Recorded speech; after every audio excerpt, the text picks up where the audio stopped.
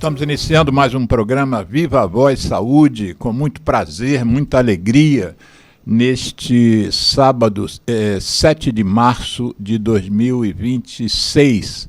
Hoje é véspera do dia 8, portanto é véspera do Dia Internacional da Mulher. Eu quero comentar dois aspectos sobre essa data do dia 8.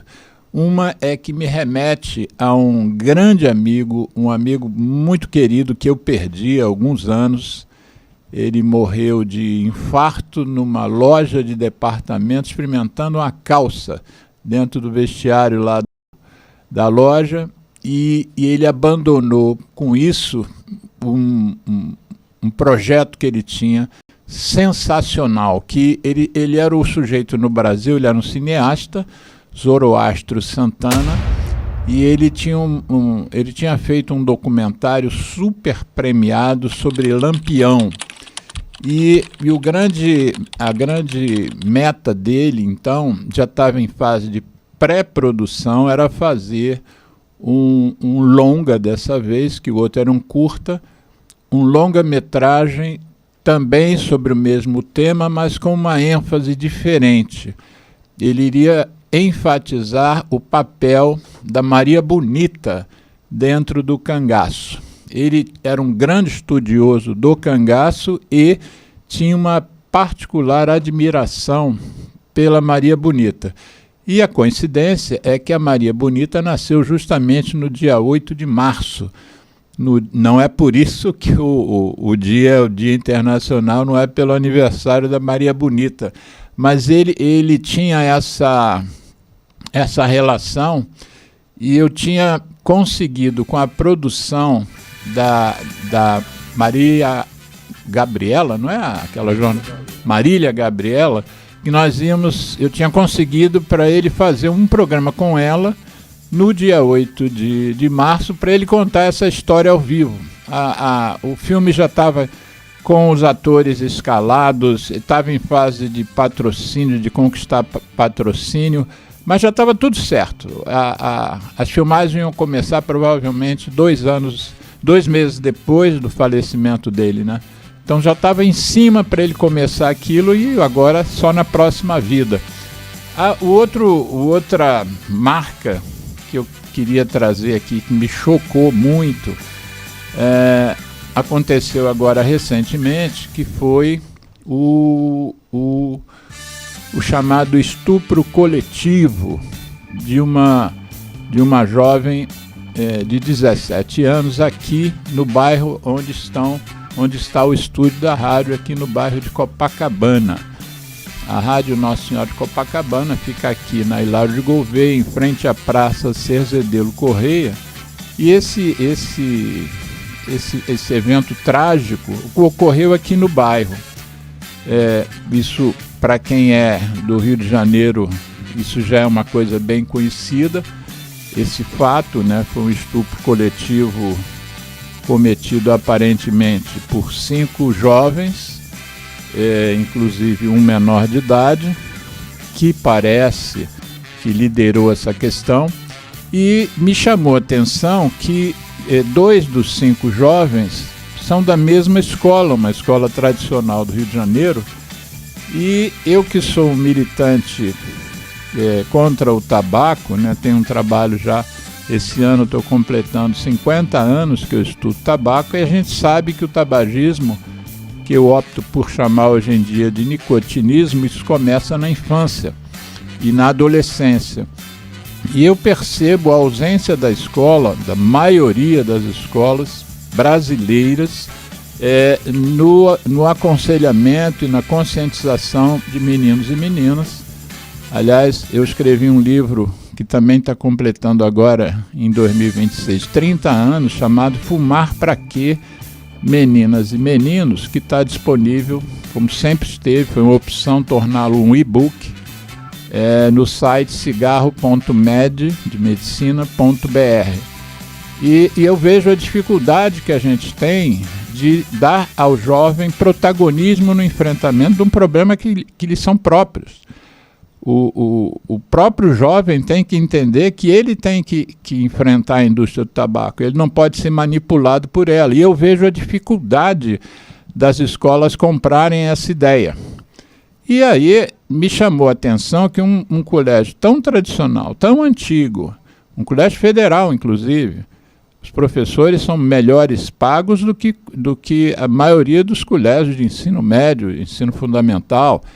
É uma escola que tem tradição, uma escola antiga. Eu não sei exatamente quando foi criada, eu vou até pesquisar isso, mas é uma escola muito tradicional aqui no nosso estado, com várias filiais. E o que aconteceu foi na filial, quer dizer, o que aconteceu?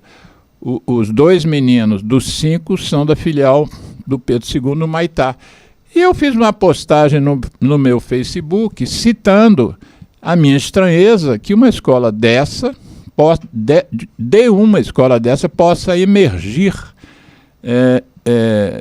2 facínoras como os que a gente identificou agora. E, para minha surpresa, uma quantidade imensa, a maioria das pessoas que fizeram postagens, comentários na minha postagem, acham que a culpa é exclusivamente da família. 1837. O Pedro II, Geraldo Rodrigues acabou de levantar, é de 1837. Não é pouca coisa não, gente. Eu acho que não existe no Brasil nenhum colégio com essa idade, né? Depois eu vou fazer as contas aí, ô Geraldo.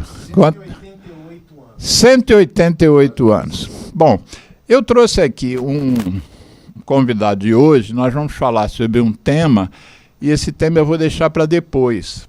Eu gostaria de aproveitar que o nosso convidado, que é o Dirceu Gama, graduado em Educação Física, mestre em Educação Física, doutor em Filosofia, eu queria que ele deixasse o tema do nosso programa para daqui a alguns minutinhos, mas gostaria de ouvir a opinião dele, já que ele também é professor, sobre esse fato que eu acabei de narrar, que me machucou bastante como homem.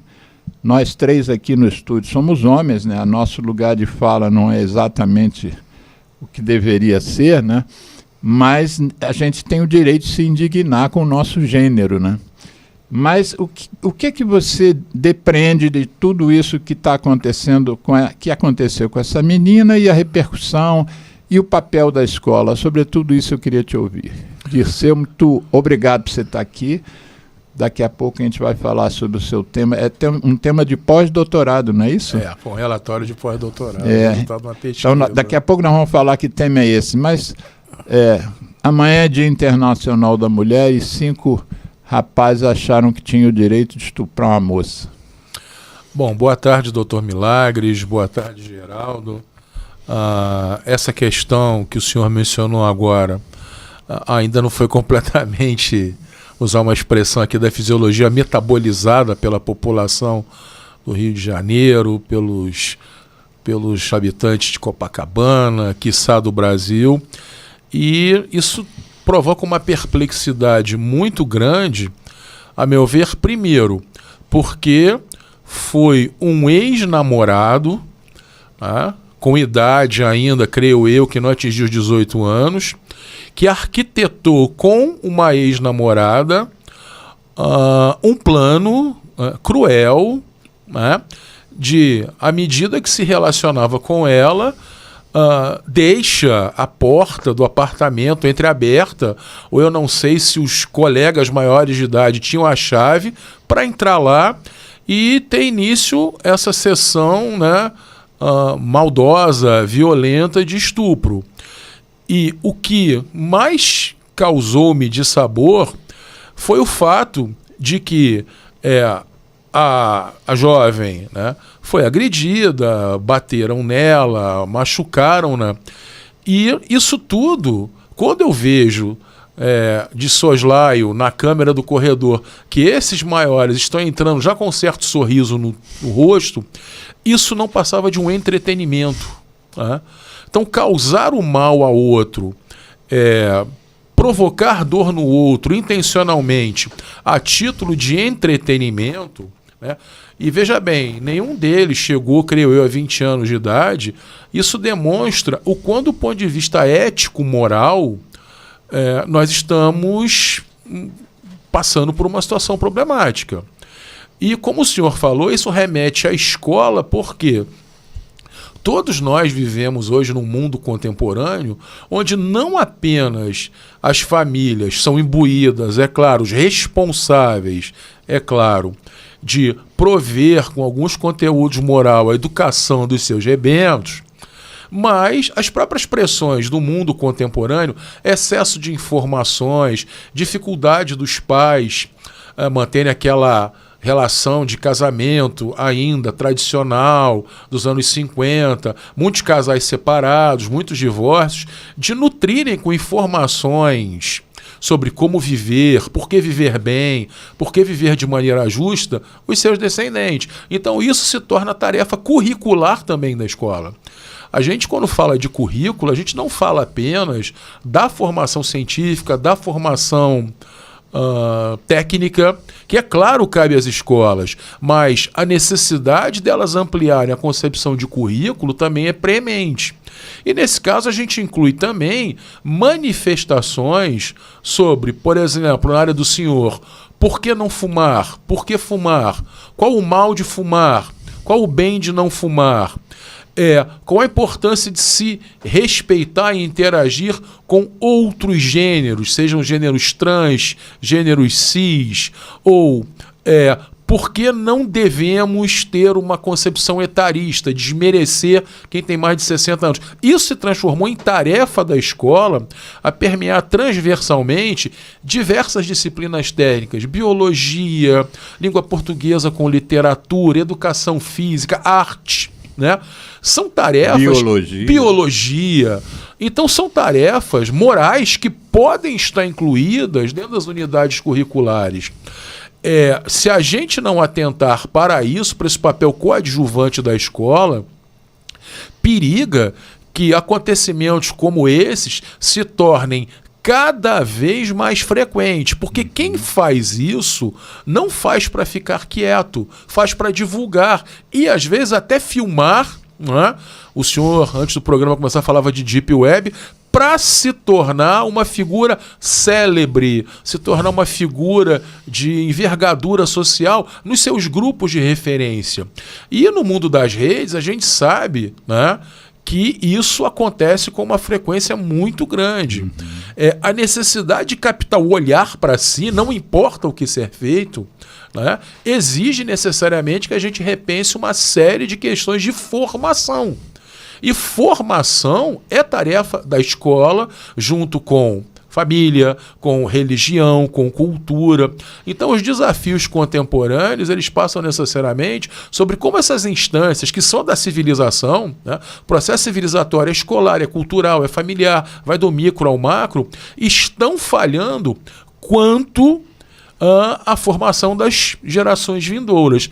Rapidamente, eu me recordo de um livro de uma filósofa judia, Hannah Arendt, né, aquela que cobriu o julgamento do Adolf Eichmann em Jerusalém, né, e ela tem um livro Entre o Passado e o Futuro, e ela dizia: é uma crueldade muito grande relegar os jovens à tarefa de se autoeducarem, né, porque eles não têm a referência das gerações anteriores para auxiliá-los quanto a isso. E sem essa referência que provoque dúvidas, eles não vão conseguir se autoeducar por causa mesmo da pouca experiência de vida, da pouca frônesis, né, que é a sabedoria à prática, né? E a gente está se deparando com situações cada vez mais escalafobéticas por causa disso. Doutor, obrigado pela palavra. Mas é indignante, né? A gente ter... Porque nós já fizemos aqui 2 programas sobre feminicídio e estamos para fazer um programa sobre a cultura do estupro. Mas uma coisa que a gente depreende é que muitos homens, primeiro, não entendem a importância da mulher, e segundo, não entendem a riqueza que é essa parceria homem-mulher. Homem parceiro pode ser, não vou escolher sexo, pode ser um casal homoafetivo. Ou homoafetivo, não interessa, mas a importância do parceiro, né? Ou da parceira. É de uma riqueza essa possibilidade de você ter essa troca mais íntima, para lá da troca sexual, com uma outra pessoa, e a partir de um determinado momento você intui que você é dono da outra pessoa, né? E, sobretudo, os homens acham isso da sua parceira. Como é que você vê essa coisa, você que é homem? Eu já fiz aqui dois programas sobre masculinidade e paternidade, com uma pediatra e com um pensador, que é o Baltar, e recentemente, inclusive. Mas eu acho que a gente precisa fazer outro, especificamente para a gente discutir o que está havendo com as masculinidades. Na sua visão rápida, para a gente poder entrar no nosso tema hoje principal, na sua visão, o que está havendo com o homem?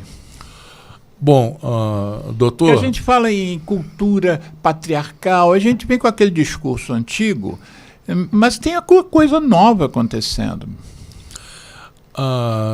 Bom, eu vou fazer aqui, perdão, uma interpretação bem, assim, talvez até pueril, e eu vou me reportar ao Freud, porque ele tem um texto maravilhoso, que é o Mal-Estar na Civilização. Em alguns lugares foi traduzido como Mal-Estar na Cultura. E o Freud coloca que o devir civilizacional ele implica necessariamente a introjeção de normas de convivência à medida que transformações históricas acontecem. E o que são transformações históricas, e muitas até mobilizadas por causas naturais? Terremotos, maremotos, tsunamis. O próprio dinamismo da vida, né, crescimentos demográficos, por exemplo, implica que nós tenhamos que não só atualizar normas de convivência, eu não estou falando no plano legal, mas no plano ético. Uhum. Né? A gente tem que atualizar e até criar, né, valores, né, que precisam ser introspectados, vão fazer parte da existência corporal e afetiva.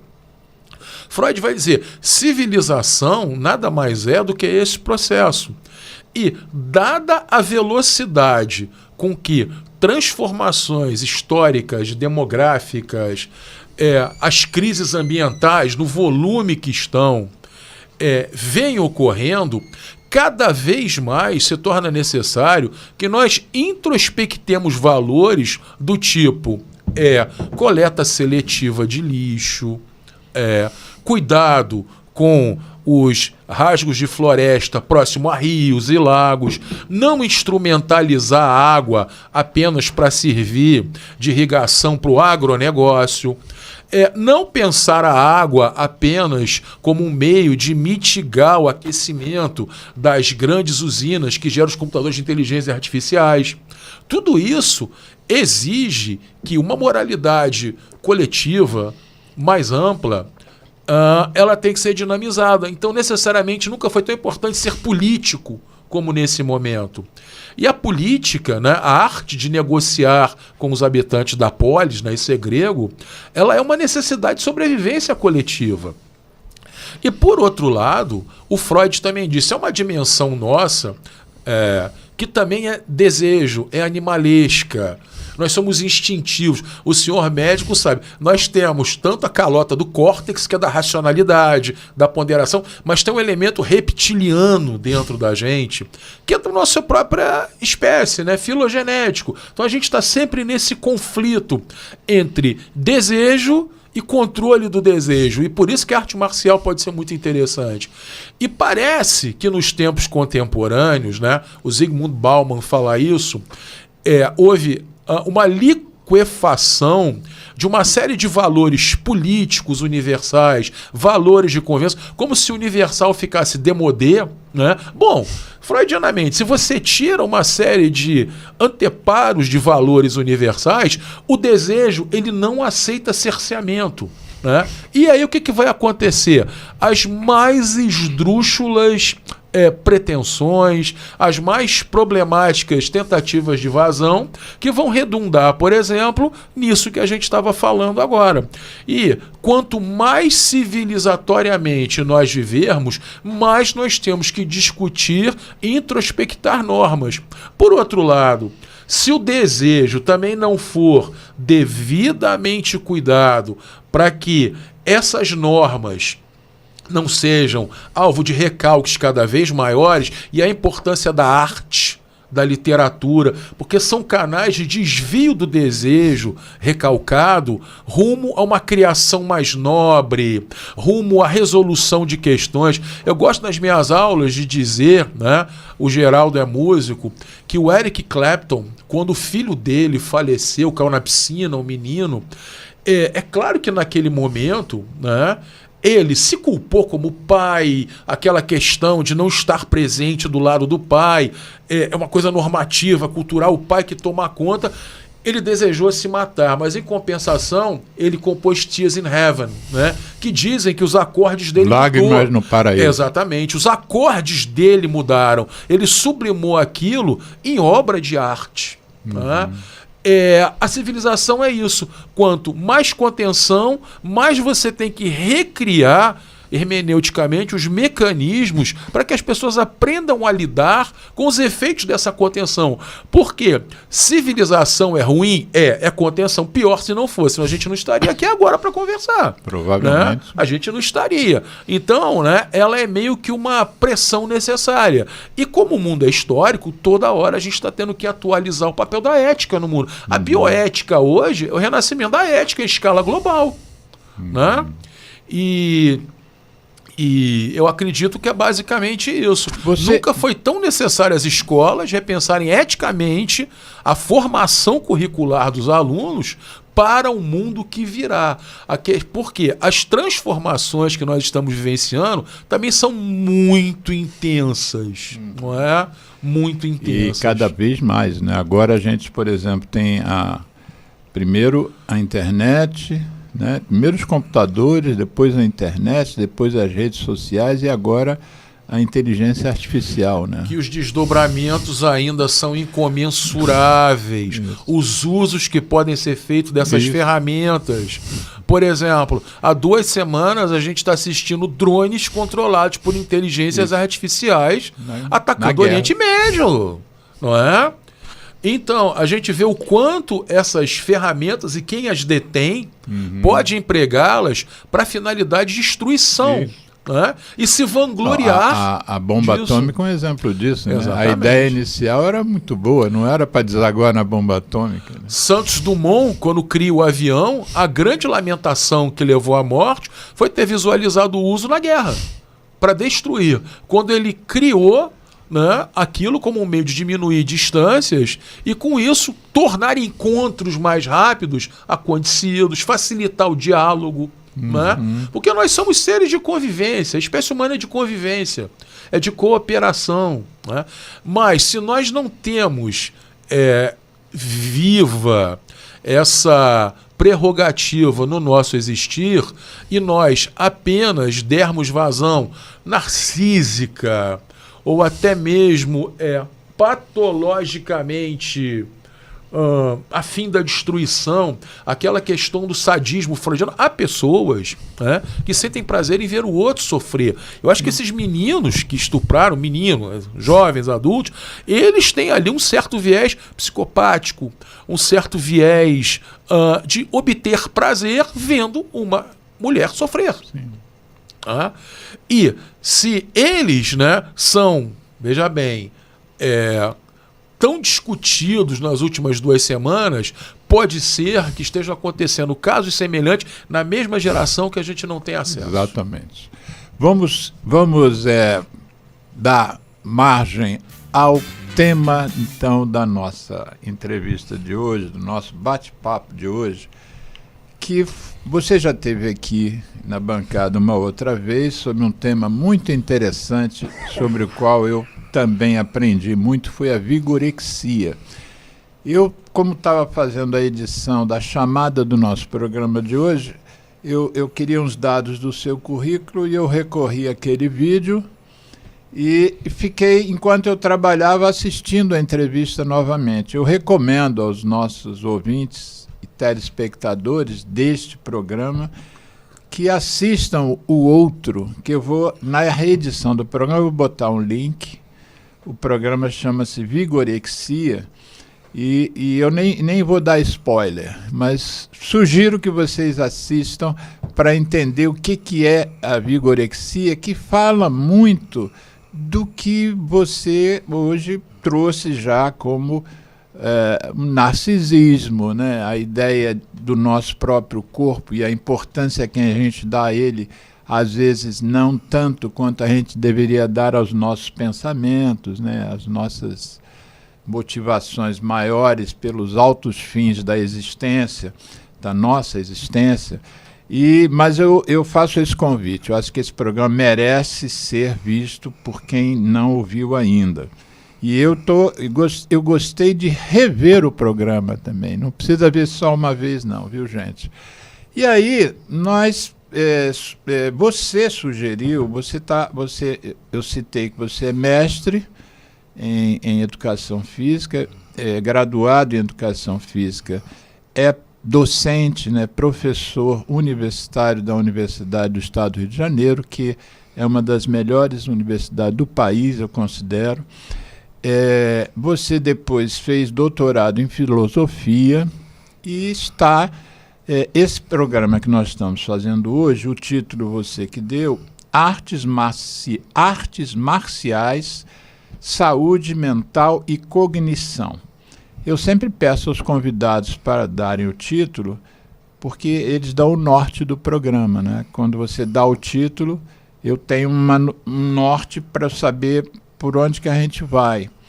Mas você, antes da gente fechar o programa, você disse que isso poderia ser uma possibilidade, né? De você, já inclusive fazer um parêntese, já fechamos que você vai vir aqui novamente para a gente fazer um programa exclusivo sobre filosofia, importância e tal. Eu soube até de uns políticos aí que acharam que poderia se retirar do currículo filosofia e retirar do currículo, inclusive, educação física também, né? A gente ouve cada coisa, não é verdade? Mas aí você, dentro da sua evolução intelectual, científica e como professor, você está fazendo um pós-doutorado de onde surgiu esse tema para mim. Fala um pouquinho desse seu pós-doutorado e para a gente dar início, então. Bom, doutor, na verdade, o tema do programa de hoje nasceu do relatório de pós-doutorado que eu terminei agora em 2025, né?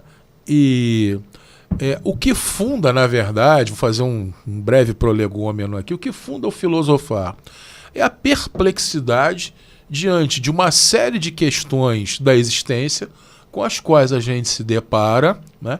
E essa perplexidade nos move a refletir sobre elas com radicalidade e método, né? Então, a filosofia, né, ela pode até se interessar por questões bastante utilitárias, pragmáticas do dia a dia, mas não só isso. Uhum. É muito comum, né, às vezes, a gente se deparar com perguntas, mas estudar, ler, se dedicar à filosofia, para quê? Qual o motivo disso? Eu costumo dizer, manter sob controle e administrar a estupidez humana. Basicamente isso. Eu vou escrever isso na legenda do programa. Basicamente isso. Repete. A filosofia é uma forma de minimizar e manter sob controle a estupidez humana, porque ela não tem nenhum desdobramento prático, imediato, utilitário, pragmático. Ela é apenas isso, ela é autoeducação, né? O devir existencial humano pede esse tipo de atitude para que a gente não se abastarde, né? Porque a sombra do abastardamento ela está sempre presente, né? Nós vivemos muitas vezes cercados por contingências que forçam esse abastardamento. Então a gente tem que ter algum tipo de reação a essas forças. O que é, desculpa, abastardamento? Nos tornar bestas, bastardos, nos tornar exatamente do ponto de vista ético, moral, axiológico, sim, e nos limitar enquanto entidades abertas, porque a condição humana é a abertura, né? Abertura significa o nosso ímpeto sempre buscar a reconstrução de si. Porque somos seres históricos, o nosso tempo é o tempo histórico. E se a história muda, isso se reflete em novas forças, novas tendências em conflito, a gente necessariamente se vê obrigado a pensar sobre isso. Talvez não com o viés da filosofia acadêmica, mas sempre pensar o existente. Porque as ações dele sobre nós podem nos tornar, muitas vezes, insensíveis, nos tornar de difícil interlocução, enfim, minimizar mesmo e conter todas aquelas dimensões sobre as quais a gente se humaniza. Porque, veja bem, nós não nascemos necessariamente humanos, nós nascemos homens, nós nascemos pessoas. O ser, né, do sapiens, ele vem ao mundo através de um processo biológico. Mas a humanização, ela se dá através da cultura, da escola, dos pais. O Aristóteles, num livro maravilhoso, A Política, ele vai dizer: a primeira célula de humanização é o pai, a mãe e os responsáveis. Aí depois você vai para a família ampliada, os amigos, o bairro, o clã, a tribo, e adulto você chega à polis, que é a cidade. Então, necessariamente, o devir é você ser um interlocutor político sobre os grandes problemas, né, da urbe onde você vive. E a filosofia é um meio de te preparar para isso. Com relação ao pós-doutorado, dado nesse proêmio aí, que o que funda o ato de filosofar é a perplexidade, o que veio me tornando perplexo ao longo da minha existência como professor, pesquisador da UERJ, foi a quantidade de alunos e pessoas que buscam a UERJ, porque o campus Maracanã, com aquela arquitetura moderna belíssima, de prédios muito grandes, se tornou um centro de suicídio de pessoas. É um prédio público, então as pessoas, entra e sai muito grande de pessoas, elas pegam os elevadores, né, vão para os andares mais elevados. No caso, o andar que eu trabalho é o nono, 10º, 12º, elas passam para as rampas, furam as redes de segurança e jogam. E isso com uma frequência muito grande. Agora, em 2025... eu estava já no pós-doutorado e eu me recordo que eu estava chegando 7 horas da manhã, né, o Instituto de Educação Física no 8º e 9º, e eu vejo uma menina no saguão, né, próximo aos elevadores, fazendo um lanche, tomando café. Eu dou bom dia, ela me dá bom dia. E eu vou lá pro meu andar, subo uma escadinha no andar, e daqui a pouco eu escuto uma celeuma. E, meu Deus, alguém no 8º andar entrou numa sala, abriu a janela, quer suicidar. Quando eu desço, era a menina. E estava lanchando. Lanchando. Aí eu pensei, o estado de confusão, de desajuste emocional, cognitivo, de falta de descrédito, não é? A ritualização do processo que ela estava fazendo. Ela chegou, abriu a janela e se jogou, depois de tomar café. E isso, né, confirmou o que me vinha me deixando perplexo.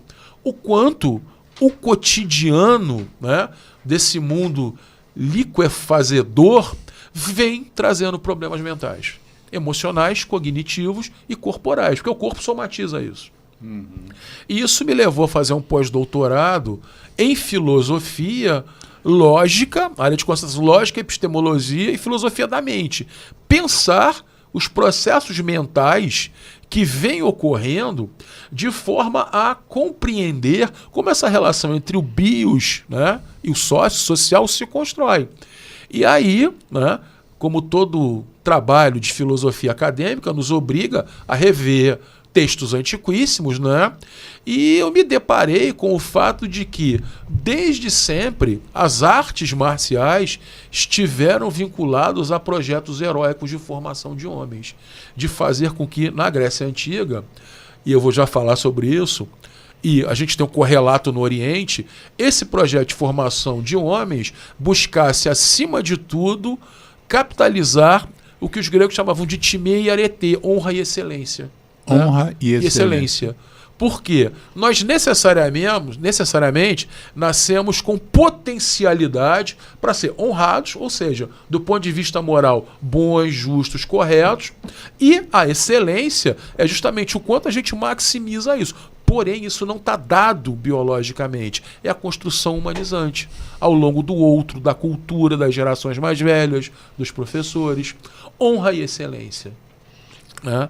E as artes marciais, em muito, né, elas eram uma forma de diminuir os efeitos daquilo que os gregos chamavam de híbris, a tendência ao excesso, a loucura, a desrazão. Nós fizemos Híbris, aqui... desculpa. Híbris. Híbris. H-Y-B-R-I-S. É uma híbris. É o excesso. Nós fizemos aqui no último programa, que no sábado passado a gente não pôde fazer o programa, no sábado retrasado nós fizemos um programa aqui sobre judô.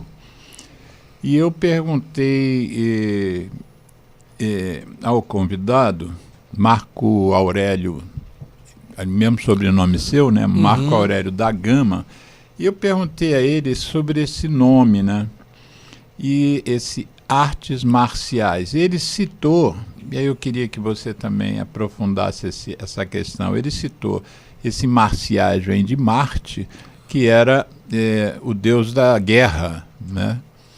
E ele era ele não gostava muito desse termo, eu digo Marco Aurélio não gostava muito desse termo, porque ele considera que o judô, ele não tem a ideia necessariamente de uma guerra, inclusive ele foi muito detalhista nesse ponto, dizendo que o judô ele precisa do outro, o outro é que é um adversário temporário ali no tatame, mas ele precisa que o outro exista, primeiro, para ele poder combater, segundo, se o outro for melhor que ele aprende, né? E se o outro for pior do que ele, mais fraco, ele sabe poupar o outro também, para não machucar o outro. Então, é uma coisa muito que não bate muito com a questão da guerra, né? Que a gente está vendo agora as guerras que o mundo está apresentando absurdamente em 3 pontos, né, do planeta.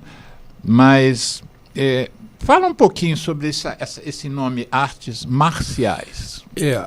Eu diria, né, que há pontos, né, de convergência e ao mesmo tempo de afastamento entre arte marcial, que é a arte de Marte, o deus da guerra, e as lutas orientais, que se enquadram muito mais naquele projeto explícito de virtuosismo humano, guiados pelo Budô, como o Karatê, que é um projeto de formação, o Bujitsu, o Bushido, né, tem a ver com essa dimensão da introspecção, né, do autoaprendizado, e a partir daí você se tornar um homem melhor. As artes marciais, elas remetem a Marte ou Ares, né, que era o deus da guerra. Só que... Você falou Marte ou Ares?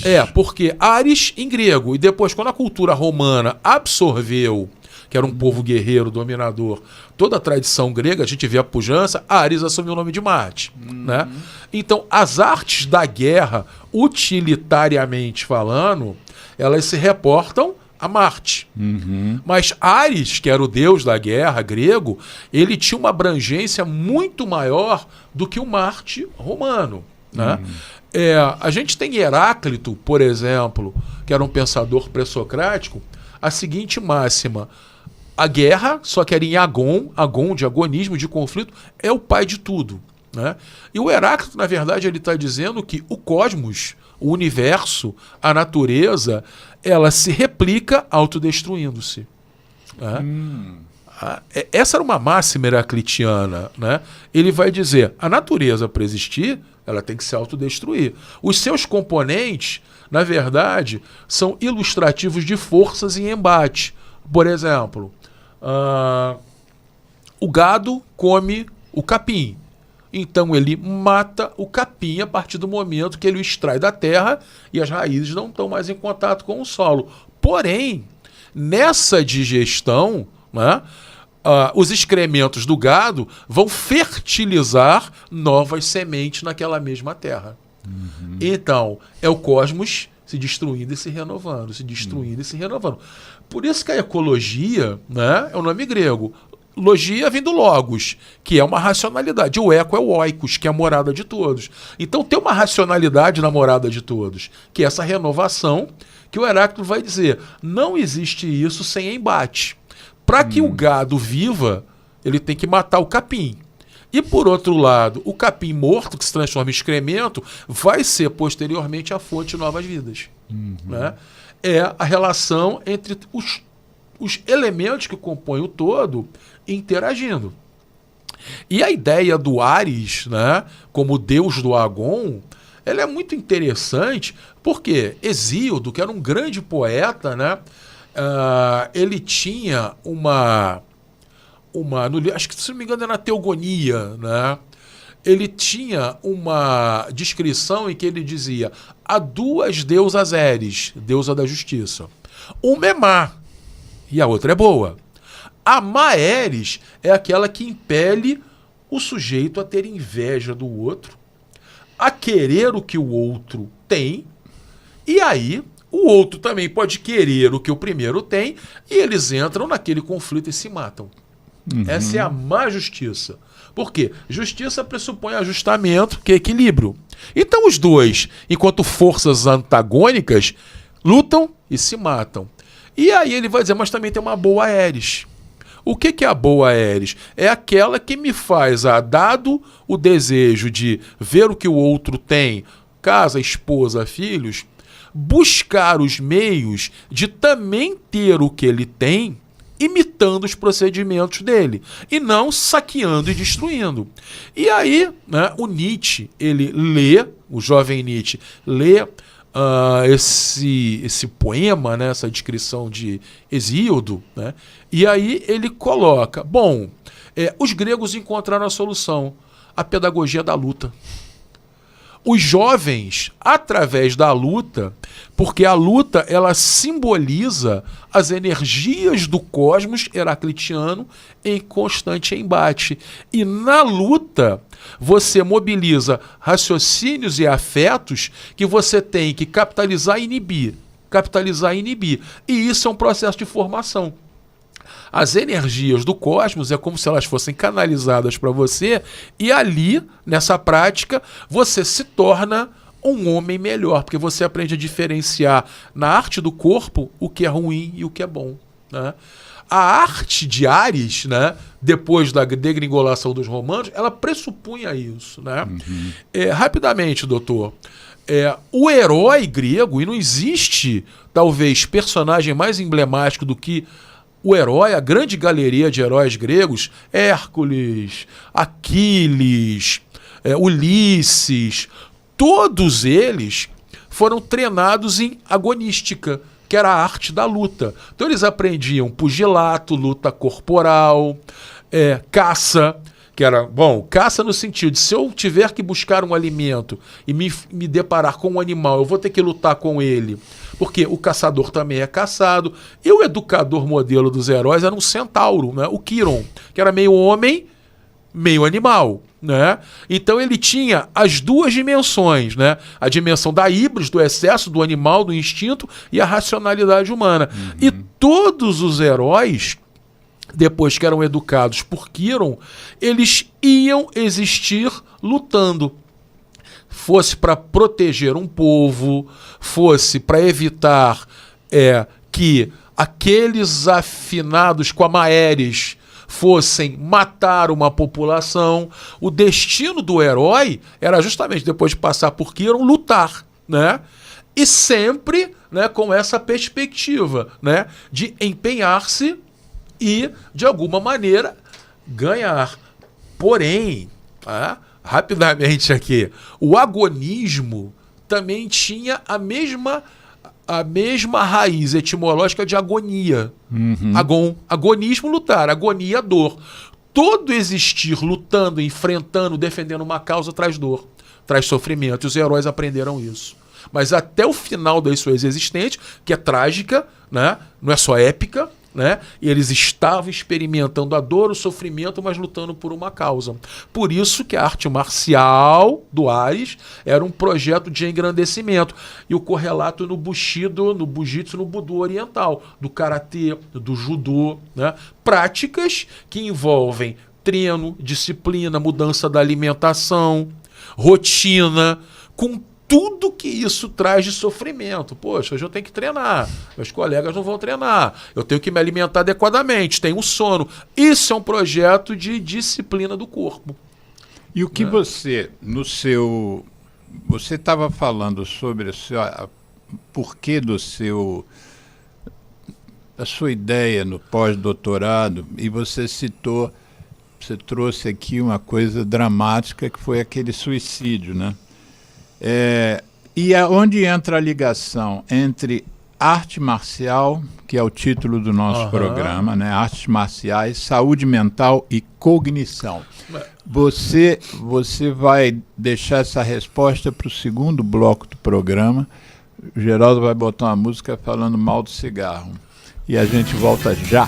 Ok, doutor. ZY1 201, Associação Comunitária Nossa Senhora de Copacabana, Associação 98,7 Nossa Senhora de Copacabana, a onda que chega ao seu coração. 98,7 FM, Rua Hilário de Gouveia, número 36, nono andar, Rua Hilário de Gouveia, número 36, nono andar, Copacabana, Rio de Janeiro.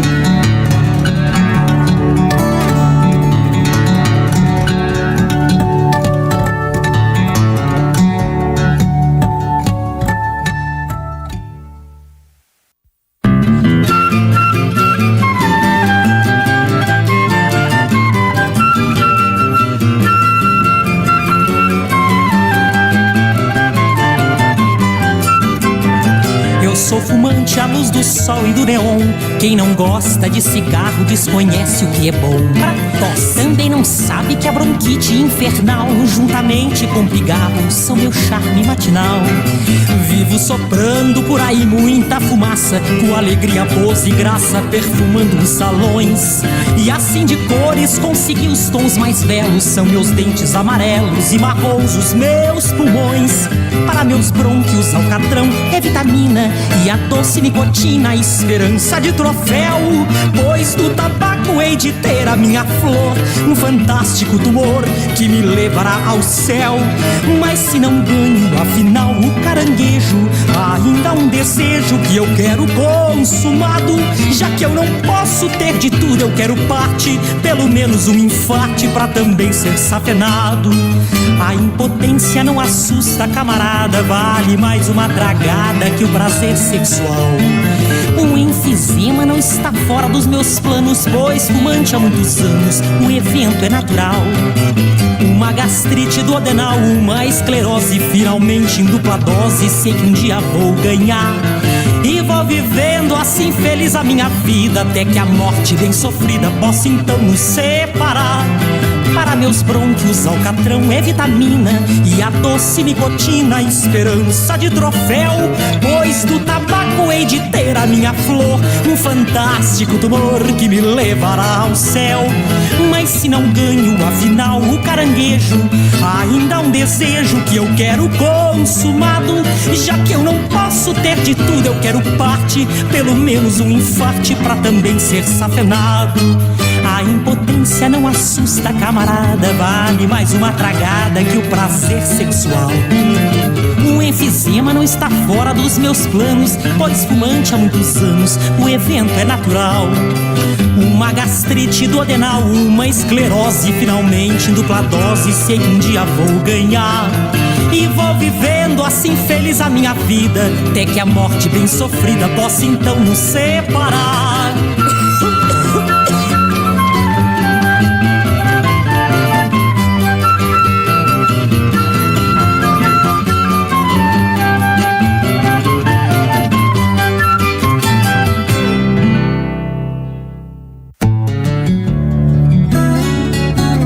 ZY1 201, Associação Comunitária Nossa Senhora de Copacabana, 98,7 FM, a onda que chega ao seu coração. Rua Hilário de Gouveia, número 36, 9º andar, Copacabana, Rio de Janeiro. Estamos reiniciando o programa Viva a Voz Saúde deste sábado, 7 de março de 2026, hoje com uma ilustríssima presença de um querido amigo, mestre, doutor, professor, pós-doutor agora, Dirceu Gama. Nós estamos falando sobre uma série de coisas, até me perdi de tantas coisas que a gente já falou no primeiro bloco, mas o título do programa: Artes Marciais, Saúde Mental e Cognição. Vou fazer só uma observação, que a música do intervalo, as nossas músicas são sempre falando mal do cigarro. A desse sábado agora foi Fumante, do nosso querido Rômulo Marinho, que é uma picardia sobre as doenças que fumar provoca. Mas então eu deixei a pergunta no ar, você lembra dela? Vamos lá, me responda. O que tem, que você foi parar nessa questão da saúde mental e da cognição, ligando as artes marciais? Bom, doutor, a questão das artes marciais, né, e tanto ocidentais como orientais, ela veio aparecendo em que sentido? Elas sempre estiveram ligadas a projetos maiores de formação de pessoas. Então são práticas com um grande efeito pedagógico, com um grande efeito pedagógico, que, não obstante as próprias transformações históricas terem ora mantido presentes, ora diminuído a presença dos inimigos, né? E as práticas marciais são formas de também ensinar a utilizar o corpo na perspectiva de uma autodefesa. Elas, à medida que envolvem técnicas de movimento, né, elas requerem uma certa preparação, treinamento, modificação de padrões alimentares, descanso e a interação com o outro, né? Seja sob a forma de katas, que é uma luta imaginária, dando um exemplo das artes orientais, contra inimigos fictícios, em ambientes naturais, por exemplo, onde o que está em jogo ali é o autoaprimoramento do movimento, seja na perspectiva do randori, que é quando você luta e treina contra outro, né? E nesses atos, né, por que há uma certa dimensão cognitiva, né? Primeiro, cognição, né, é o ato intelectivo através do qual você mobiliza capacidades para atingir fins.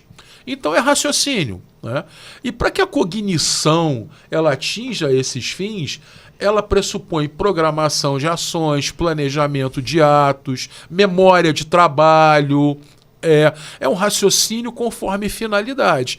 Na arte marcial, o objetivo é atingir o adversário, ou golpeá-lo, ou quedá-lo, e impedir que ele faça isso comigo, né? Dentro de regras, né, de prática, aonde o outro ele veja bem, um adversário, mas também um cooperador, porque sem ele eu não aprimoraria isso. Sim. E essas regras, na verdade, são injunções morais. Eu não posso ir além do que os gregos chamam de metron da medida. Não é? Existe uma certa ética na prática, logo uma condição moral. Então essa cognição que pressupõe eu identificar no corpo do outro, entre parênteses, escaneá-lo para tentar antever o que ele quer fazer comigo para eu neutralizar, isso é altamente cognitivo. Isso é altamente cortical. Mas, ao mesmo tempo, por ser uma arte de combate, caso eu não consiga e ele me neutralize, aplicar minhas quedas, meus golpes, isso pode me causar um certo nervosismo, uma certa ansiedade, que é o elemento emocional deflagrado que eu tenho que controlar, porque aí ele passa a levar vantagem. Sim. Então você tem sempre esse elemento emocional e cognitivo o tempo todo interagindo ali. Ora, as neurociências, né, através de técnicas sofisticadíssimas de EEG, de ressonância, mostram que isso imagem, acontece, né? de neuroimagem, isso acontece no giro cingulado, né? E síngula é onde você coloca em conflito esses elementos. Então, elas, de alguma maneira, alimentam esse processamento e o refinam, né? E, através da síngula, que é aquela região de substâncias, feixes brancos, comunicam isso com o hipocampo, com outras áreas do cérebro, nutrindo ele com informações. Isso é muito interessante porque a arte marcial é uma cognição que é aprimorada através do quê? Práticas corporais que também têm efeito preservador do metabolismo. Elas geram adaptações positivas cardiovasculares, cardiopulmonares. Então tem essa questão do aprimoramento sistêmico também.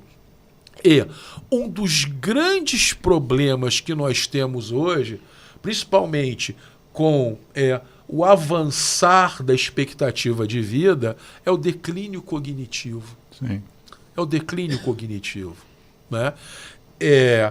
Os chineses e os japoneses, eles praticam karatê, kung fu, tai chi chuan, adaptados à medida que a idade avança, porque isso é uma forma também de manter a atividade cognitiva, em termos de memória, raciocínio, em taxas decrescentes de declínio, né? Minimiza o declínio, né? É isso que eu quero dizer. Então, veja bem, é muito, se a gente for pensar, doutor, menos custoso praticar karatê, praticar enquanto idoso muay thai, judô, porque são atividades muito mais baratas do que ingressar, por exemplo, em protocolos psiquiátricos ou neurológicos, né? Então, até para qualidade de vida, para desonerar o Sistema Único de Saúde, os CAPSIs, essas práticas têm uma valia pedagógica muito grande. Rapidamente, eu orientei uma dissertação de mestrado, há alguns anos atrás, de um professor de Tai Chi Chuan que ministrava aulas de Tai Chi Chuan no SESC de Caxias e na Praça Vanhargem, na Tijuca, com idosos. E a gente levantou as representações deles da prática. E todos falaram uma paz muito grande, uma viagem interior, né? Eles se sentem muito mais perceptivos, entendendo mais a existência corporal. Esse é o resultado da pesquisa dele. Eu fiz recentemente um projeto de extensão na UERJ para a gente replicar, vai ser até o doutorado dele, esse tipo de prática com pacientes de uma enfermaria psiquiátrica docente internos, né? Porque os terapeutas ocupacionais, os psiquiatras chegaram à conclusão, olha, não dá para ficar colocando apenas fármaco. Por quê? O fármaco, apesar dele ser algo que provoca um efeito, é momentâneo. E isso afeta rim, afeta estômago, intestino, metabolismo, estão ficando obesos, hipertensos, diabéticos. E aí nos chamaram e a gente fez o programa do Tai Chi Chuan. Eles estão fazendo Tai Chi e as respostas estão sendo muito boas, ainda que primitivas. Porque a linguagem está melhorando, a verbalização, o raciocínio e o afeto. Porque eu aprendo vendo o outro aprende me vendo. Então a gente tem aí também, nessa população com sofrimento psíquico, uma possibilidade. E eu vejo o quanto o declínio e a dificuldade cognitiva de falar, de se expressar, impacta a autoestima, que é o amor próprio, né? Essa deficiência gera problemas de inaceitação, de relação, a vergonha de acessar o outro, que é o isolamento, né? É uma não saúde mental, porque nós somos seres relacionais. O isolacionismo é uma porta de entrada para outras patologias comportamentais e psíquicas muito sérias. Quando você trouxe o tema e fez a correlação com o suicídio daquela moça, é como se você dissesse assim, se ela estivesse fazendo algo nesse sentido, ela não teria se matado. É nesse nível de possibilidade de cura mental. Eu acredito, doutor, veja bem, eu não vou dizer que talvez ela não tivesse jogado da janela, mas nós vivemos cercados por informações que colocam que não atender a padrões de comportamento estéticos, padrões de reações, significa que você é um imoral. Tá? É uma moralidade das grandes corporações midiáticas contemporâneas, tá? Que são poucas. Então, se você ficar nervoso, você é um imoral. Se você tiver um corpo que não atende aos padrões das grandes companhias de modelos, você é um imoral. Então você é bombardeado com informações. Se você assimila aquilo e passa a se identificar com o que você não é, tá? Com aquilo que você, veja bem, não tem afinidade, mas você se identifica, isso leva a conflitos existenciais muito grandes. E a arte marcial te ensina a lidar com o erro, né? Porque é o autocontrole e, ao mesmo tempo, autocontrole ético. Né? Se eu estou enfrentando alguém num randori de karatê ou de judô, e se naquele momento ele aplicou uma técnica e foi superior a mim na contagem final, parabéns a ele. O Santo Tomás de Aquino colocava, não existe nada mais magnânimo do que o erro, porque ele mostra para onde eu posso crescer. Né? Aonde foi que eu me equivoquei? Bom, eu me equivoquei porque eu me desconcentrei. Eu não prestei atenção na movimentação dele. Eu tive medo, não controlei o medo. Isso é que o Santo Tomás de Aquino dizia que era divino. Né? E o Aristóteles vai dizer, a coragem é uma virtude entre a covardia e a excessiva audácia. E as artes da luta, elas têm isso de levar ao desenvolvimento de virtude na prática. Né? E o que é interessante é corporal, cognitivo e emocional. Quando a gente tem vivido, por exemplo, eu que estudo tabaco, né? Na verdade, quando a gente estuda tabaco, a gente estuda nicotina, né? Que é a substância que faz as pessoas precisarem, entre aspas, de tabaco. E aí, quando nós temos no planeta hoje 1,25, né? 1,250 bilhões de dependentes de nicotina no planeta. Mas se você for... todas as outras drogas e você somar as dependências químicas, a gente vai ter, sei lá, mais de metade da população, provavelmente. E aí soma-se álcool, benzodiazepínico, drogas mais pesadas em termos, né? Porque eu acho que não existe droga nenhuma mais pesada que a nicotina. Mas aí é como se fosse a antítese das artes marciais, quer dizer, o oposto. Quando você, por exemplo, cita que a arte marcial tem o poder de fazer você pensar mais, de você introjetar mais, você se respeitar mais, até se gostar mais, porque você vai conhecer alguém que você...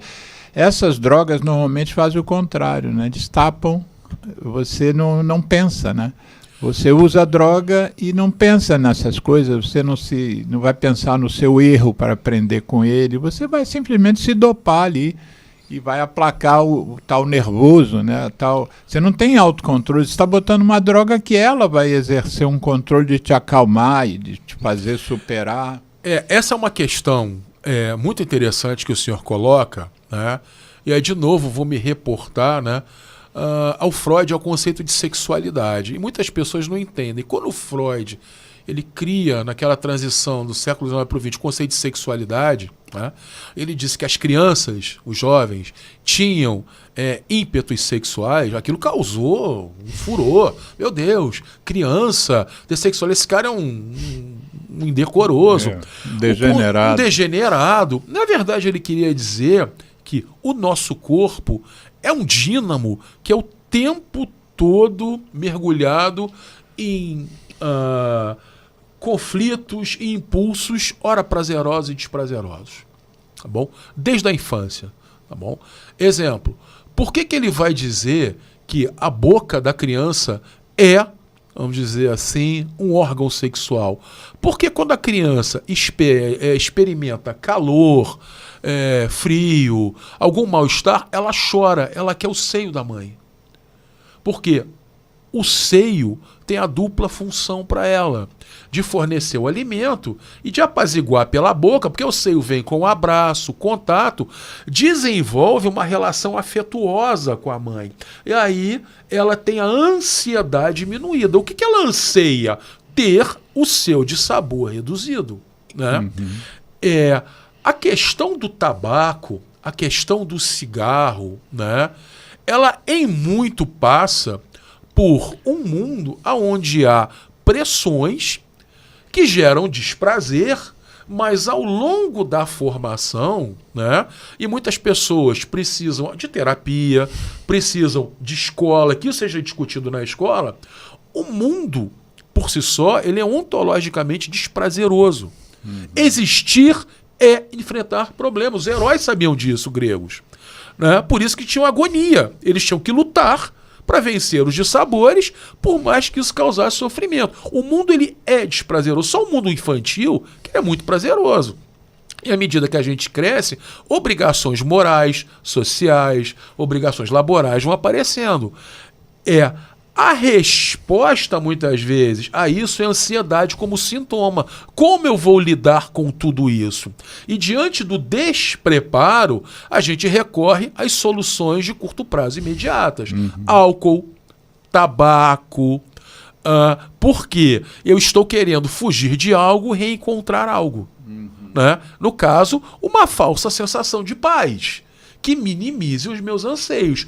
A arte marcial, ela é também uma forma de você aprender a lidar com dissabores ali, porque é alguém que você tem que sobrepujar e não ser sobrepujado, então já é ali um campo de dissabores, com normas e regras. E, ao mesmo tempo, você tem que criar mecanismos, né, como a gente falou, cognitivos e afetivos, de lidar com a possibilidade da falha e da exigência de ser minimamente performático. Né? Isso te obriga a controlar a ansiedade. E à medida que você vai se vendo capaz de resolver problemas, isso retroalimenta a tua vontade de querer evoluir. É o tal do Budô, do Oriente, que é um projeto de formação e aprimoramento humano. Aí a gente sabe melhor, o senhor melhor do que eu, que a neurociência mostra. Quando isso acontece, a gente libera serotonina, né, dopaminas, que são as próprias substâncias do prazer. Sim.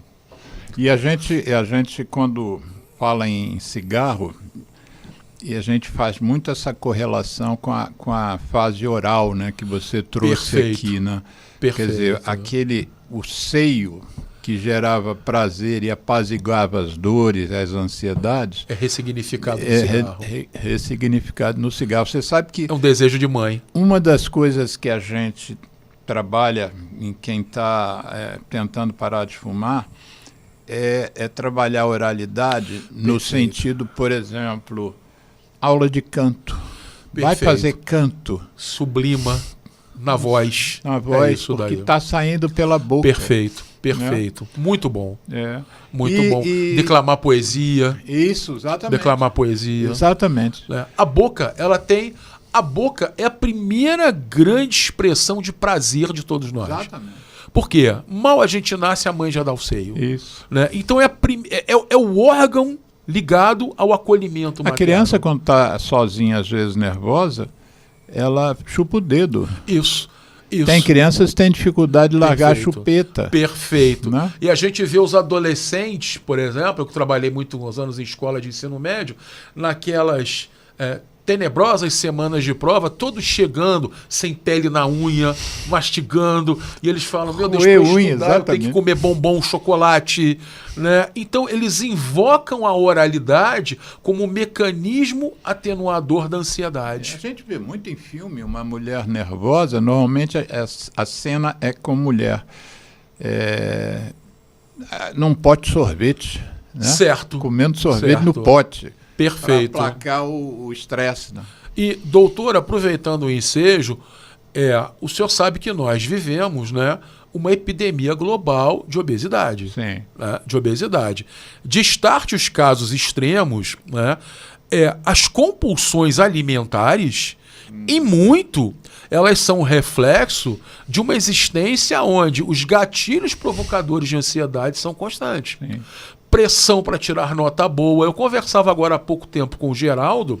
A gente falava de quando éramos crianças, a gente ia para a escola e depois íamos ser criança, brincar, correr, saltar corda, enfim. As crianças hoje têm verdadeiras jornadas de atividade. Da escola, vai para o curso de idiomas, 2 idiomas, agora para o curso de informática, agora vai para o curso de IA. Então ela tem uma jornada onde ela é obrigada a recalcar justamente aquela parte da ontogênese onde ela tem que experimentar livremente, ou ter prazer. E quando isso é cada vez mais cerceado, elas comem compulsivamente, elas bebem refrigerante compulsivamente, e daqui a pouco entram no tabaco compulsivamente. E no álcool. E no álcool. E no álcool. E no álcool. Você trouxe... O nosso tema é arte marcial, mas você é um professor de educação física, mestre em educação física. O que você se refere à arte marcial pode ser aplicado a todo e qualquer outro esporte, ou a arte marcial tem características que lhe são próprias? Doutor, veja bem, existe a arte marcial esportivizada, existe a arte marcial não esportivizada. Vamos pegar o exemplo do judô, né? A gente tem o judô regido pela Federação Internacional de Judô, que é o judô olímpico, o judô esportivo, o judô militar. E você tem um judô originário da Kodokan, no Japão, que não é um judô esportivo. O judô esportivo, considerando que o esporte ele é um filho da época moderna, ele tem muito o elemento de identificar os que têm melhor desempenho, os que são os mais fortes, os mais velozes, os valores kubertanianos olímpicos. O judô não esportivo, como o karatê não esportivo, ele ainda tem, por exemplo, toda uma dimensão que, além da prática, envolve exercícios de concentração, né? A arte no Japão da pintura de ideogramas, tudo isso é judô. A prática e o sentido da arte nos katas, né? Que são as lutas imaginárias. No judô esportivo, essa dimensão que eu diria mais focada no espiritual, né? Sem sentido místico religioso, mas no cultivo daquela tua dimensão ainda não conhecida por você, mas que é fundamental para aprimorar desde a sua capacidade de ler acontecimentos e identificar o que acontece no cotidiano. Essa dimensão, as artes marciais ditas originais ainda mantêm.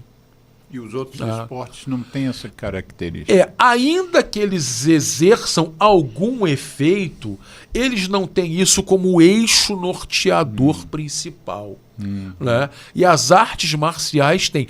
Ainda que eu possa me tornar virtuoso praticando futebol, praticando voleibol, praticando atletismo, isso é muito mais uma resposta pessoal aos estímulos do que propriamente aquilo que eu encontro dentro dos cânones das artes marciais orientais. Por quê? Elas também são associadas a processos de cura, não é? Há processos de projeção do corpo como um prolongamento de uma dimensão universal maior. Existe todo esse elemento que a gente diria oculto, né? Que faz parte da formação do neófito, né?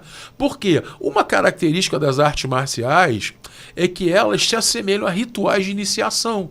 As faixas são os degraus, né? Os mestres de artes marciais dizem o entendimento da arte começa na faixa preta, não acaba ali. Ali é que você vai começar a compreender. Realmente, todo sentido. Os estágios anteriores são etapas, né, que você vai cumprir e você vai mostrar o quanto você abre mão de facilidades e desejos em prol dessa dinâmica de um autoconhecimento mais intenso, que também é moral, né? Porque envolve o outro. E à medida que a gente evolui nessa direção, a gente se torna muito mais aberto, né? E muito mais, de novo, espiritualizado, não no sentido místico, né? Mas como conhecedor do mundo imanente. Rapidamente, eu estudei no final do pós-doutorado o Muay Thai, né? Que é a arte de combate tailandesa. Né? E se a gente for ver bem... Eu achava que era do Israel. Krav Maga, não. Krav Maga. Estou confundindo. Que é a arte e Tailândia significa terra da liberdade, porque o Thai é uma palavra oriental que significa libertação, né?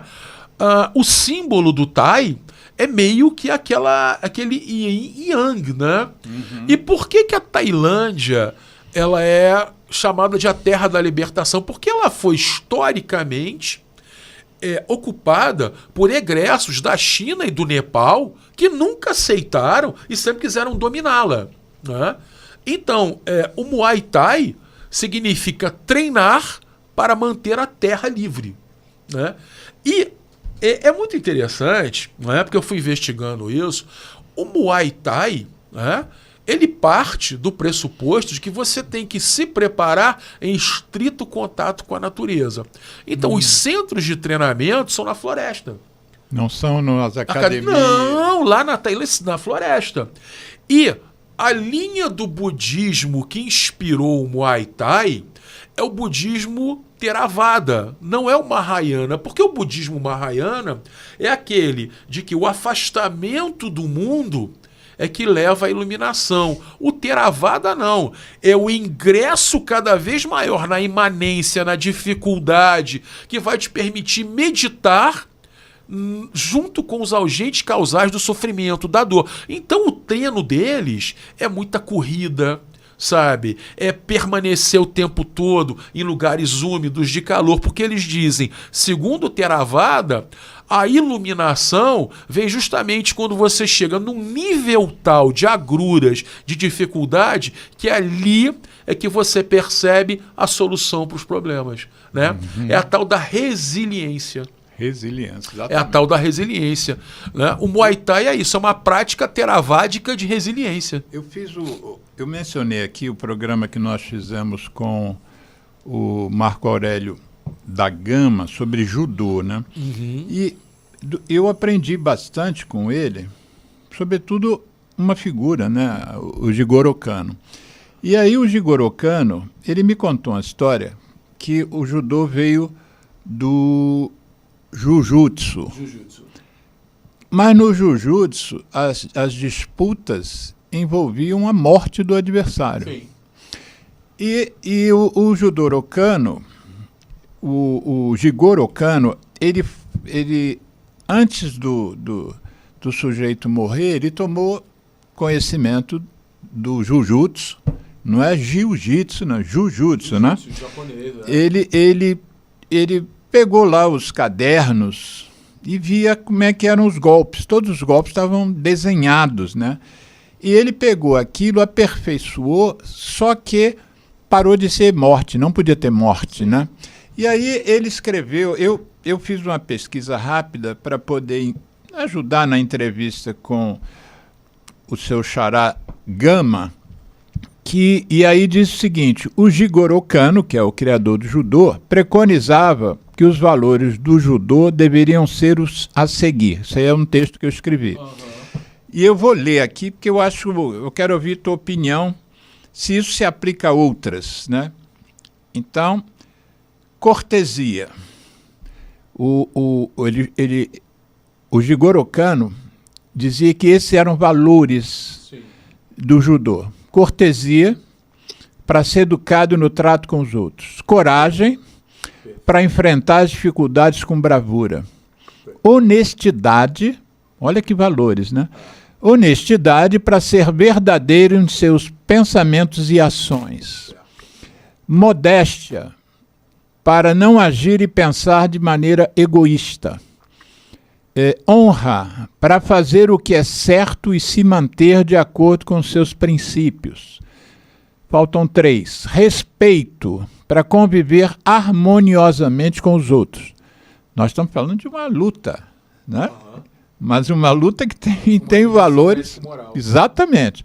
E os 2 últimos, alguns até você já comentou aqui. Autocontrole, para estar no comando das suas emoções. E por último, amizade, para ser um bom companheiro e amigo. Isso são valores do judô, quer dizer, teoricamente são valores da arte da guerra, né? Uma arte marcial, mas que você vê que aqui não tem guerra nenhuma aqui.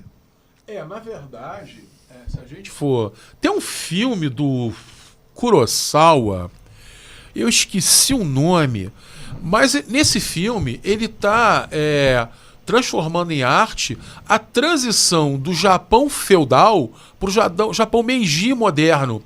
E esse filme ele é consubstanciado no conflito entre um mestre de Jujutsu e um ex-aluno dele que foi para o judô, né? E o Kurosawa associa o Jujutsu a uma prática tradicional de uma época de um Japão fragmentado, feudal, onde você tinha o shogunado que não conseguia unificar e os monarcas dos seus feudos com os samurais que se relacionavam apenas entre si, nos seus dialetos, né, do norte do Japão, diferente do sul, e era uma arte corporal, que claro envolvia armas e não armas, de provocar a morte e dominar outras terras antagônicas ao senhor que eu sirvo. Porque o samurai é o servidor, né? O que o Jigoro Kano antevê? Essas práticas, elas podem ser retiradas dali e alinhadas num outro contexto, né? E aí ele fez uma filtragem. Ele fez uma filtragem que redundou nesses valores que, se o senhor for pensar, tem a ver com a Timê e a Arete do herói grego, né?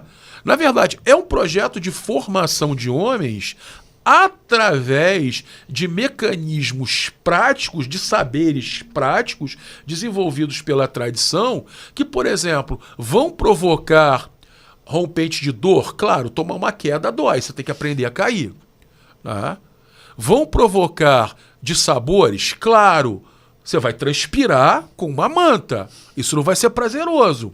Mas você vai ter que lidar com todas essas agruras para extrair, dentro de todas essas supostas negatividades, algo de positivo, né? Que é justamente melhorar a sua relação consigo através do outro, aprimorar a convivência e transformar isso, como o senhor muito bem falou aí, em linguagem e convivência. Porque depois que a sessão de treino termina, vamos falar o que você entendeu por isso, o que você não entendeu, né? O que lhe faltou. O judô, ele é ritualizado pedagogicamente ao extremo. Porque todo ritual, ele no fundo, ele espelha uma mitologia, né? No caso do judô, é a autoridade do mestre, né, como aquele que leva você, por vias de conhecimento, a desbravar caminhos. E à medida que você desbrava caminhos, você torna-se virtuoso. Por quê? A ideia de virtude, né, veja bem, ela pressupõe eu vou falar da virtude no sentido grego, ela pressupõe desde os pré-socráticos nada em demasia. E o Aristóteles vai colocar as virtudes são o epicentro do aprimoramento ético. O que o senhor falou, amizade, né? Para Aristóteles era uma categoria ética central. Moderação, né? Era a grande virtude cardeal. Por quê? Significa que o homem virtuoso, que será o cidadão, ele não pode pecar nem pela falta, nem pelo excesso. É a tal da justa medida, que os gregos chamavam de metron. Então vamos lá, o que é o corajoso, né? Em sentido grego, é alguém que nem se acovarda diante das animosidades e nem tem tempestivo e audaz sem controle. O corajoso, ele está meio termo na medianice desses extremos. O Aristóteles vai falar, quem é o generoso? O generoso é um virtuoso. Ele está meio termo, né, do somítico, que é aquele que tem paixão em enriquecer e guardar dinheiro e não gastar, e ao mesmo tempo do perdulário, que gasta compulsivamente. Compulsivamente. Um é compulsivo por acumular e o outro é compulsivo por gastar. O generoso é aquele que gasta quando é necessário, com prudência. E isso Aristóteles vai dizer, virtudes são, veja bem, conhecimentos práticos, né? Ele usa um termo chamado frônesis, que é a sabedoria prática. Aprende-se a se tornar virtuoso exercendo ações que demandam virtude. Ele vai dizer, não basta eu saber conceitualmente o que é a caridade. Eu me torno caridoso exercendo ações caridosas. Então, é um conhecimento corporal que também envolve a dificuldade. Porque ser caridoso significa abrir mão de algo em prol de outro, né? Equilibrar, né, meus gastos e minhas necessidades. E o Jigoro Kano, a gente pode interpretá-lo aristotelicamente dizendo que o judô é uma prática promotora de um equilíbrio virtuoso à medida que eu treino e interajo no campo da física, no campo da bios com o outro, que é o meu adversário e ao mesmo tempo o amigo que vai me fazer desenvolver essas virtudes. Você mencionou aqui que você foi também professor, hoje você é um professor universitário, mas você foi professor de escola ensino médio. De ensino médio. O Marco Aurélio da Gama mencionou que o estudo do judô, a prática do judô dentro da escola, às vezes não tinha um espaço bom para fazer isso, e às vezes ele tinha que competir com o menino que estava ali no judô, mas estava ouvindo a pelada lá, o futebol correndo solto de gritos e tal, e às vezes a competição é muito difícil com os outros esportes. Você, quando foi professor, você era professor de educação física ou você dava aula de judô no ensino médio? Eu era professor de educação física e eu sempre fui um defensor de que uma multiplicidade de práticas corporais culturais entrassem no ambiente escolar. Por quê? O esporte, ele é um conteúdo corporal da história da humanidade, sim, mas não é o único. A gente tem os jogos e brincadeiras populares, as danças, as artes marciais, o bushido, né? A capoeira, que para mim ela é dentro da nossa tradição fantástica, né? A capoeira, ela é uma prática histórica de negros que aprendiam a se defender simulando lutas, né? Então, ela tem as cordas que são símiles aos rituais de iniciação das faixas, e elas envolvem musicalidade, elas envolvem declamação poética, envolve esse elemento oral. A capoeira é de uma riqueza rítmica corporal que, a meu ver, ela não poderia estar fora das escolas brasileiras. Mas existe, assim, me desculpe o termo, um reacionarismo e, ao mesmo tempo, uma inércia escolar, né, que, dentre pensar em novos elementos a ser introduzidos na escola e manter o continuismo, parece que o continuismo é o que menos traz problemas. E como nós somos, veja bem, tributários, sem demérito, do futebol como grande componente esportivo coletivo, a partir do qual a brasilidade se apropriou, e no futebol ela identifica uma forma de lidar com os seus dissabores, se reapropriar da sua corporalidade, é claro que ele entra nas escolas, mas ele não pode ser o único componente motor presente na educação física. Por quê, doutor? Se a função da escola é preparar para a existência, então tem um componente científico? Tem que ter um componente filosófico, sociológico? Tem, né? Ao contrário do que os políticos que fazem de tudo para retirar. Tem que haver um componente de ampliação da cultura motora? Também. Então a gente tem que ter, além do futebol, a dança, a arte marcial, porque quanto mais eu alfabetizo motoramente os jovens, mais eu estou oportunizando eles a experiências edificantes que vão redundar, por exemplo, quando eles forem adultos, em praticarem dança de salão, correrem na praia, fazerem musculação, porque eles vão se sentir motoramente motivados, porque as experiências foram também edificantes. E isso tudo é prevenção primária. Quiçá na fase de idoso. É isso daí. Que se você tem esse histórico de valorização. Perfeito. Do corpo. É fácil você, como idoso, continuar mantendo a atividade. Agora, Perfeito. se você tem um hiato imenso aí, você fez esporte até os 10 anos, depois nunca mais. Perfeito. Ou então, como o senhor falou, dentro de valores, de uma moralidade social e pública, em que, por exemplo, o corpo da mulher era aquele que tinha que ser vestido para ela ser do lar. Então ela foi recalcada, cerceada, porque a gente experimenta o corpo movimentando e vendo os graus de liberdade dele, né? E essa mulher que foi cerceada durante os anos 40, 50, 60, nos anos 80 e 90, não basta você chegar para dizer, agora você tem que caminhar, você tem que fazer musculação. Ela não tem esse núcleo que vai motivá-la para se engajar nessas atividades. E aí vem, pela inércia, os males cognitivos, as doenças hipocinéticas, a artrose, as dores musculares, a sarcopenia, e aí a obesidade. Ela vai ter que combater isso com fármacos. E se for de classes populares, isso é muito caro para ela. Agora a obesidade é transmitida com caneta, né? É o que se fala hoje, né? Olha só, eu fiz uma pesquisa como eu comentei no início, eu fiz uma postagem sobre aqueles estupradores. Houve umas respostas das pessoas no meu Facebook. Eu botei na inteligência artificial, na minha inteligência artificial.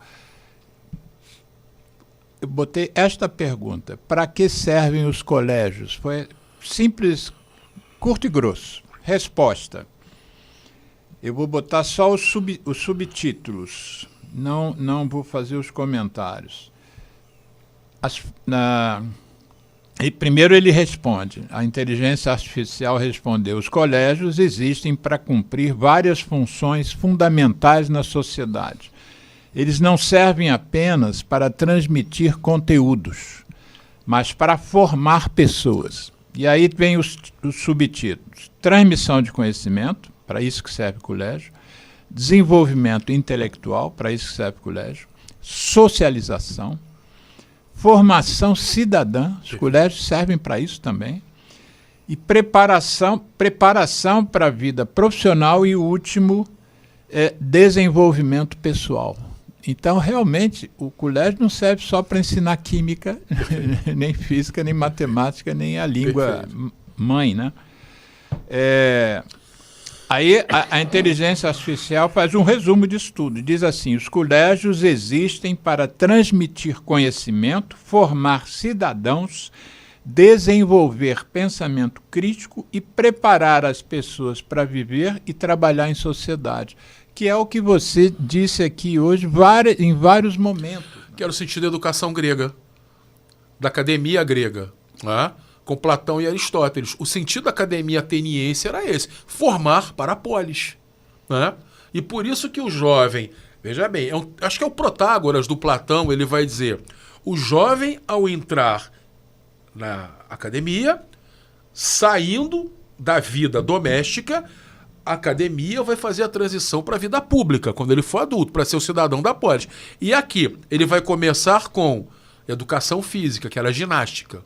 E a ginástica era luta e dança. Então, o início da educação do jovem era ginástica, luta e música, luta e dança e música.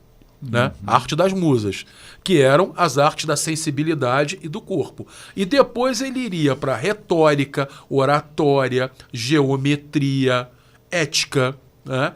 Era uma preparação ampla da academia para que depois, à frente, ele fosse ser um cidadão engajado na polis. Né? É o sentido da educação. Hoje a gente vê deturpações aonde, ao que parece, e eu fico muito à vontade para falar, porque eu venho vivenciando isso, principalmente quando o ministro da Educação do governo Temer assumiu, o projeto que era enviado para as universidades e escola é formar imediatamente para amanhã ir ao mercado de trabalho. Mas isso não é o sentido da educação. Isso é instrução.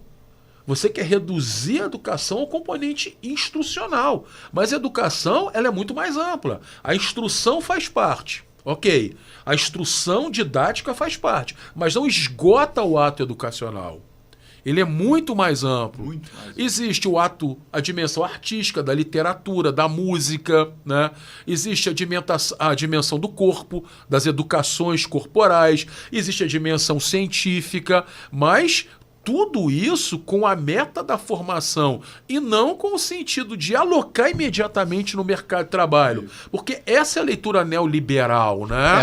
Era uma das justificativas também dessa turma de, por exemplo, você tirar a filosofia. Sim. E tirar a educação física do currículo, porque o importante é que ele seja bom em matemática. Exatamente. Porque aí é que vai arrumar emprego e o Brasil vai... Computação, né? E daí aquele movimento de que temos que reduzir, até o ministro da Economia falou isso, reduzir esse ensino formador escolástico e aumentar enormemente as escolas técnicas para formar mão de obra. Dirceu Gama, se alguém quiser conversar com você, convidar você para uma entrevista, para uma palestra, que contatos você daria? Bom, posso colocar meu e-mail pessoal. Diga lá. É Dirceu, RNG, que são as iniciais de meus sobrenomes. R de rainha, N de Nogueira e G de Gama. G de Gama. @gmail.com. Gmail.com. Você me deu seu Instagram. Qual é o seu Instagram? E agora eu tenho que ver aqui um instantinho. Não, só que eu esquecia. Eu escrevi seu Instagram na chamada do programa. É exatamente isso que eu estou vendo. Eu vejo aqui agora. Pode ficar tranquilo. Não tem nenhuma postagem. @Dirceu _Gama _1971. Não tem nenhuma postagem? Professor. Eu acho que não, sabia? Você tem Instagram, mas não usa. Eu não uso. Eu tenho mais o que os meus alunos criam, aí colocam filmes das aulas, tudo isso lá. Mas esse não tem, não. 1971 é o quê? Quando você nasceu? 1971. Então é Dirceu _Gama _1971. Pelo visto é melhor mandar um e-mail, né? Porque... melhor. E-mail eu abro toda hora, todo dia. E o Facebook, qual é? Também não sabe. Também não sei. Tá bom, tá vendo? A gente da filosofia, gente... filósofo tá sempre com a cabeça na lua. O pessoal dizia isso sobre o filósofo, né? Ó. E quando o pessoal fala em filosofia barata, o que você acha disso? É uma expressão, isso é uma filosofia barata? Na verdade, olha, é uma expressão que eu acho um pouco infeliz, né? Porque o Gramsci falava, todas as pessoas, todo sapiens é filósofo. Você fica inquieto por questões que não são imediatas. A coisa da perplexidade. É da perplexidade. Né? O que funda o filosofar é a perplexidade. Mas a questão é que justamente algumas questões são tão profundas, né, que exigem, Sim. E aí a questão da formação, que a gente vá à literatura. Né?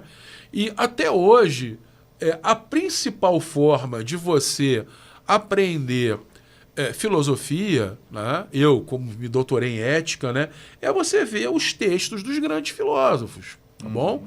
Aristóteles vai dizer, qual é a grande referência das ações humanas? Ele vai dizer, eudaimonia, a busca da felicidade. Todos queremos ser felizes, mas para sermos felizes, temos que ser virtuosos. Então isso passa pela educação, por exercer atos virtuosos que nos tornem virtuosos. Por quê? Uma boa polis vai ser uma polis equilibrada.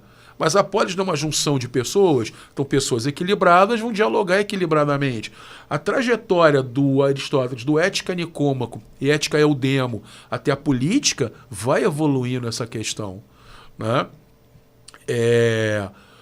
O Tomás de Aquino, né, ele era genial também, porque ele vai pegar questões aristotélicas, atualizar naquele clima confuso, conflituoso de Idade Média e recuperar uma série de conceitos aristotélicos.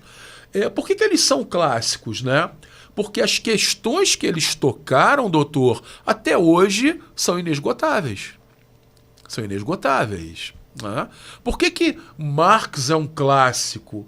Porque as questões que o Marx coloca são inesgotáveis. O Marx vai falar, por exemplo, no Manuscritos Econômicos Filosóficos, a condição humana exige que o sapiens intervenha na natureza. Então ele modifica a natureza para fazer urbano uma vida social que lhe é mais palatável. A gente cria uma segunda natureza, né? A gente não é como os animais que vivem na natureza original. A gente recria, né, em uma outra escala, mesmo os índios, é a aldeia, é a limpeza, é a agricultura que é neolítica para viver. E o Marx vai dizer, modificar a natureza é um devir humano. Ora, hoje está se discutindo qual é a forma mais efetiva de se extrair terras raras dos minérios. Isso é mudar a natureza. Olha só, nós vamos fazer um programa, já combinamos, já está fechado, não tem a data ainda, sobre filosofia. Te agradeço muito, Dirceu, foi para mim um super programa, aprendi muito com você mais uma vez. Geraldo, muito obrigado. Se despeça aí, você tem 15 segundos para dar um tchau. Agradeço ao Dr. Milagres, agradeço ao Geraldo a oportunidade e só vou reiterar que iniciativas como essa são fundamentais porque nada é mais gratificante para o professor do que compartilhar com as pessoas os seus conhecimentos.